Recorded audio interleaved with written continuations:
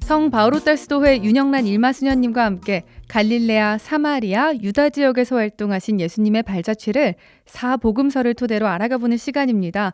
예수님 오늘은 어디 계세요? 일마수녀님과 함께합니다. 수녀님 안녕하세요. 선미예수님 안녕하세요. 반갑습니다. 네, 이 자리에 자매님들도 함께하십니다. 오늘은 마테오복음 4장 1절에서부터 11절, 마르코복음 1장 12절부터 13절, 루카복음은 4장 1절부터 13절이었습니다. 읽으면서 이 시간 기다렸는데요. 수녀님, 오늘은 광야가 등장하네요. 그렇죠. 우리는 성경에서 광야라는 말을 아주 많이 듣습니다. 그렇죠? 네. 실제적으로 광야라는 말이 성경에서 400번 이상 나온다고 합니다. 성경에서 광야라는 말은 우리가 다 알고 있는 사막 있잖아요. 그렇죠? 사막이라는 말과 거의 같이 사용되고 있기도 합니다. 사막과 광야는 둘 다 삶의 기본적인 조건이 철저히 결여되어 있는 곳 중에 하나가 바로 이것입니다. 물론 비슷한 점도 있지만 다른 점은 어떤 건가 하면 사막은 비가 와도 풀이 돋아나지 않습니다. 그런 반면에 광야는 비가 내리고 나면 풀이 싹 이렇게 올라온다는 점이 다르죠. 다만 풀은 비가 그치고 태양이 비치면 금세 시들어 말라버리고 다시 광야, 향양한 광야로 다시 모습이 돌아가죠. 이스라엘 민족에게 광야는 의미가 깊습니다. 그들은 이집트 종살이에서 나와 약속의 땅, 젖과 꿀이 흐르는 땅으로 들어가기 전에 광야에서 몇 년 동안 40년 동안 지냈습니다. 이 광야 체험에 대한 기억은 이스라엘 역사 전체에 걸쳐서 생생하게 살아 있습니다. 이스라엘 백성에게는 광야는 시험과 시련의 장소이기도 하지만 동시에 하나님과의 친교와 하나님을 만나는 장소로서 그분의 보호와 은총을 체험하는 장소이기도 했습니다.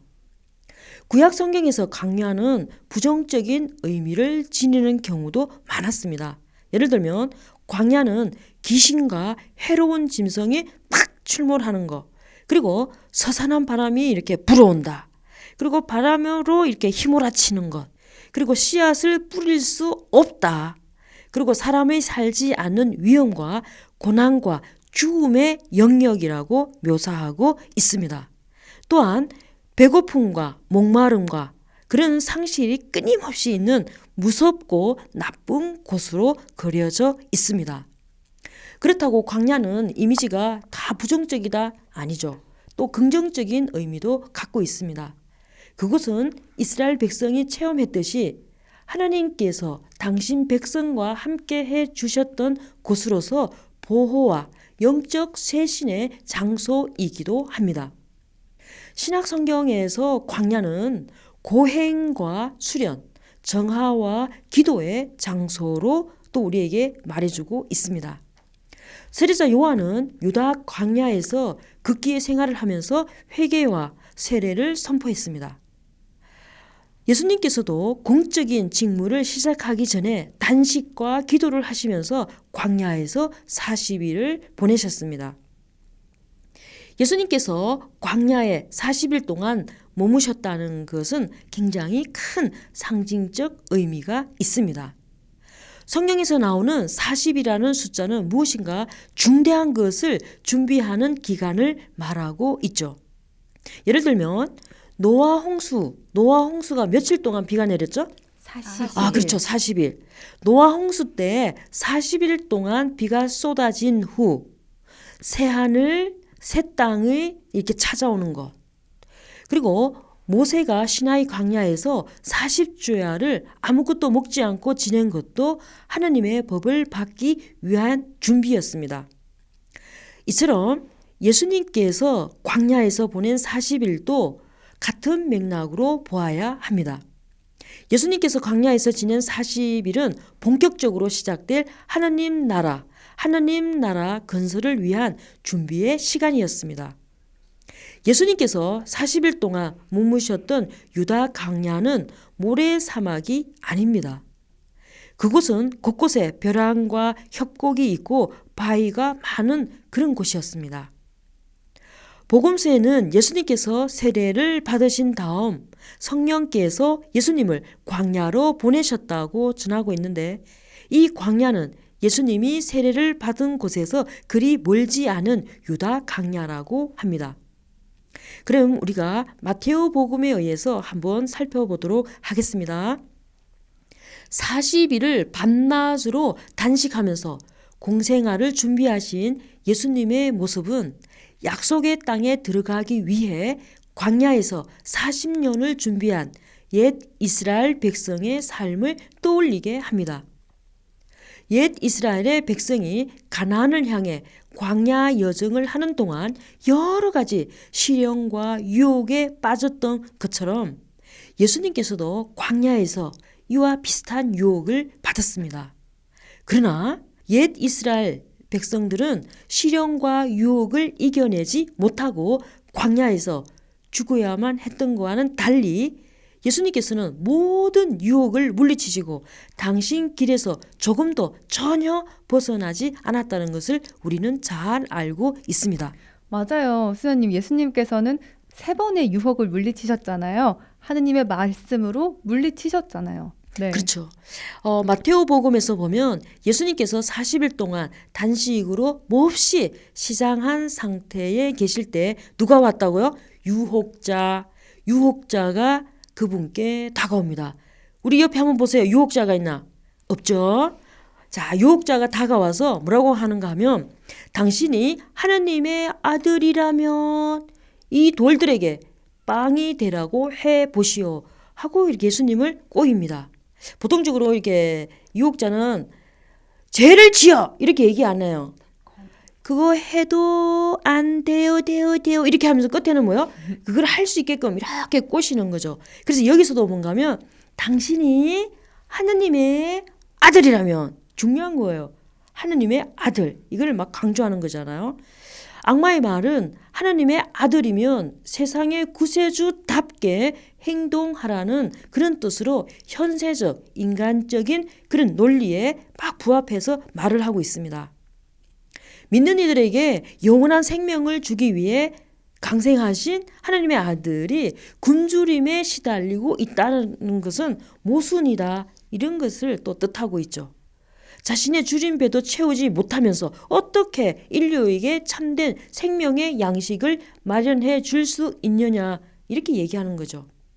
비슷한 관점에서 이렇게 보면 예수님께서 십자가에 달렸을 때 한번 우리가 보면 지나가던 사람들이 이렇게 얘기하죠. 허허, 내가 하느님의 아들이라면 십자가에서 내려와 보시지, 이렇게 하면서 비아냥거리고 있죠. 그거하고 거의 같은 맥락으로 볼 수 있습니다.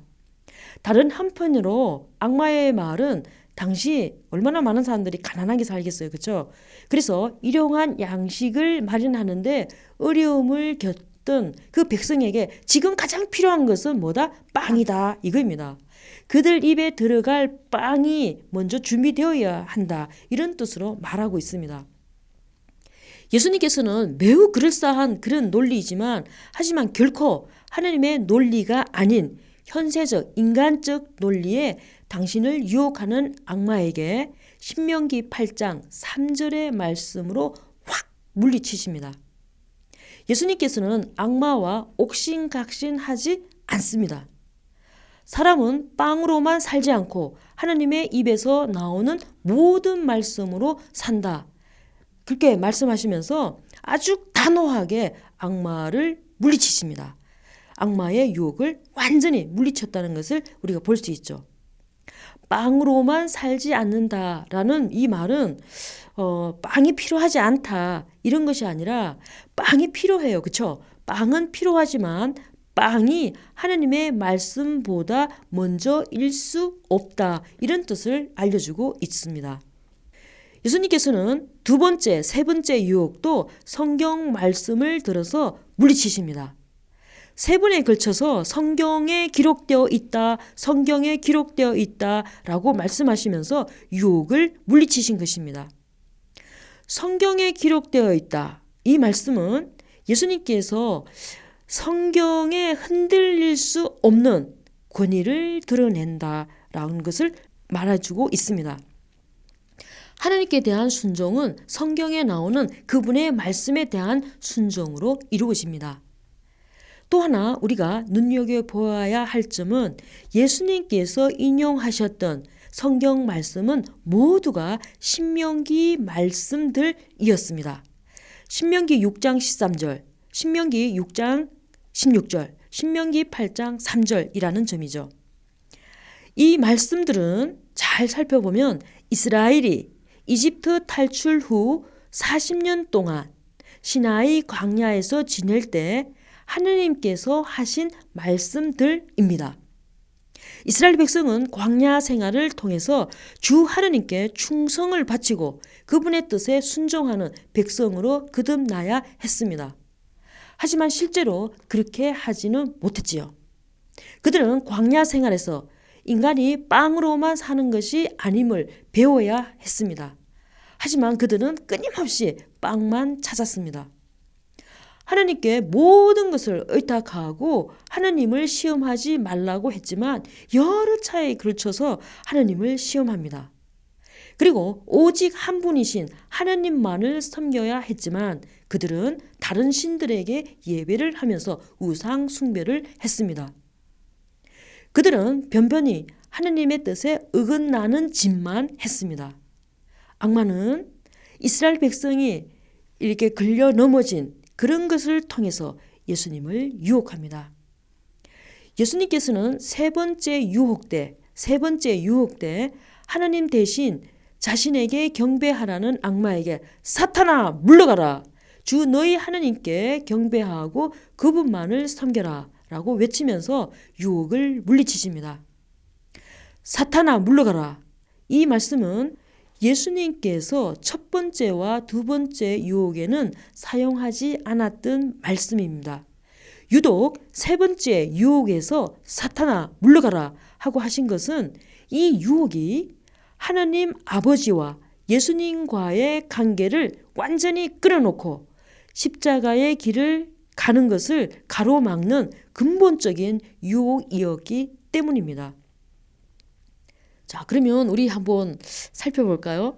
악마가 예수님만 유혹하는 게 아니라 우리를 유혹할 때 또 얼마나 기뻐할까요? 악마가, 그렇죠? 그러면서 이 악마가 유혹할 때 우리에게 아주 자주 사용하는 무기가 있습니다.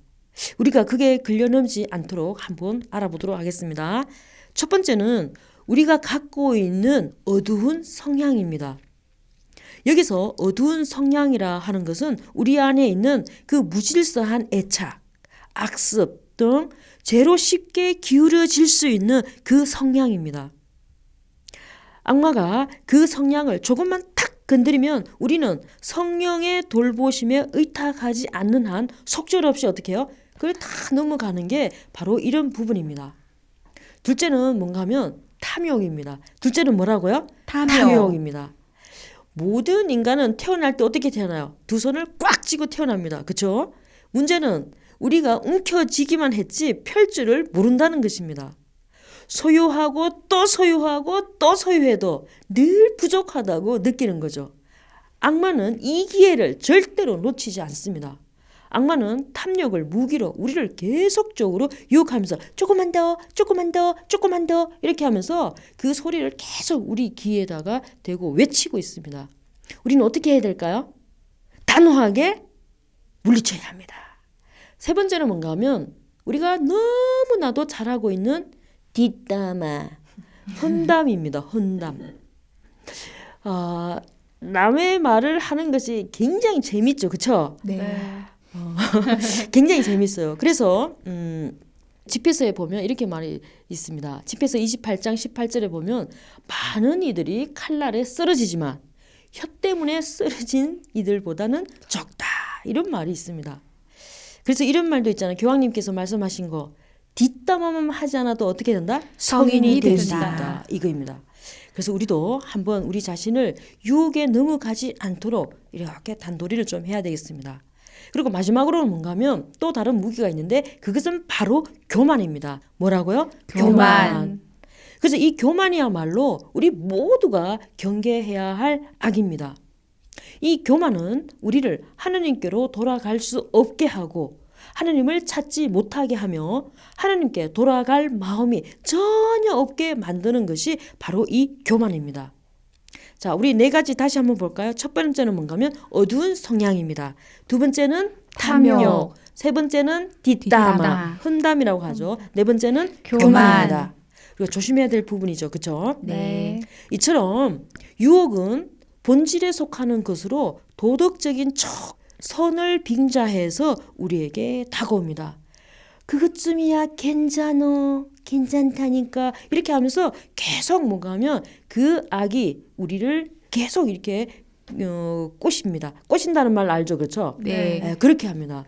그런데 절대로 서툰 수작으로 꼬시지는 않습니다. 유혹은 좀 더 좋은 것을 미끼로 우리에게 던집니다. 착각이나 환상을 버리고 세상에 좋게 만드는데 더 효과적인 게 바로 지금이야 라고 행동으로 나서라고 우리를 계속 꼬입니다. 유혹은 현실적인 것, 곧 권력과 그리고 또 하나가 뭔가 하면 빵이 우선되는 것, 이거에 대해서 말하고 있죠. 거기에 비하면 하나님의 일은 비현실적이고 부수적인 세계일 뿐이고 따라서 꼭 필요한 것도 아니잖아 이렇게 얘기를 합니다. 그래서 많은 사람들이 그러잖아. 성당에 가면 밥이 나와 떡이 나와 뭐가 나와 이렇게 하면서 세상 일에 우리를 계속 꼬여내는 것을 볼 수 있습니다. 예수님께서는 이런 위험에 노출되기 쉬운 우리를 향해서 죄의 유혹을 단호하게 물리치라고 가르치면서 다음과 같이 말씀을 하십니다. 불행하여라 남을 죄짓게 하는 일이 많은 이 세상. 사실 남을 죄짓게 하는 일은 일어나기 마련이다. 내 손이나 발이 너를 죄짓게 하거든 그것을 잘라 던져버려라.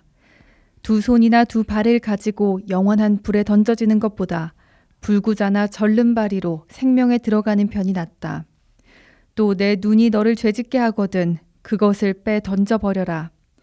두 눈을 가지고 불타는 지옥에 던져지는 것보다 한 눈으로 생명에 들어가는 편이 낫다. 예수님께서 악마에게 유혹을 받으신 사건은 우리에게 다음과 같은 가르침을 줍니다.